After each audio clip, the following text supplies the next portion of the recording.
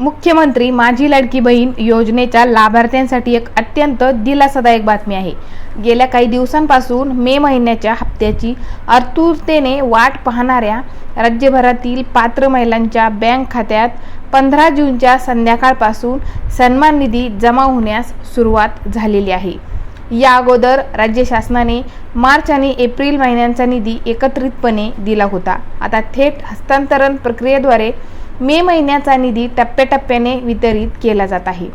लाडकी बहीण योजनेचा मे महिन्याचा हप्ता वितरित करण्यासाठी 10 जून रोजी 344 कोटी रुपयांचा निधी महिला व बाल विकास विभागाकडे वर्ग करण्यास मंजुरी देण्यात आली होती। मे महिन्याचा हप्ता 15 जून पासून वितरित केला जात असला तरी तांत्रिक कारणांमुळे किंवा सर्व्हरच्या समस्येमुळे अनेक महिलांना बँकेकडून पैसे जमा झाल्याचा SMS प्राप्त झालेला नाही। यामुळे अनेक महिलांमध्ये संभ्रम आहे। पात्र लाभार्थ्यांनी मेसेज आला नाही म्हणून घाबरून जाऊ नये। त्याऐवजी आपल्या बँकेच्या अधिकृत मोबाईल ॲपवरून बँक स्टेटमेंट तपासावे किंवा थेट बँकेच्या शाखेत जाऊन आपले पासबुक अपडेट करून घ्यावे। पासबुकच्या नोंदणीवरून खात्यात पैसे जमा झाले आहेत किंवा नाही याची माहिती मिळेल। अनेक महिला या योजनेत अपात्र ठरल्या। त्यांच्या अपात्रतेची प्रमुख कारणं कोणती आहेत व्हिडिओतून पुढे पाहू। काही महिलांचे वार्षिक उत्पन्न शासनाने निश्चित केलेल्या निकषांपेक्षा जास्त असल्याचं आढळलं।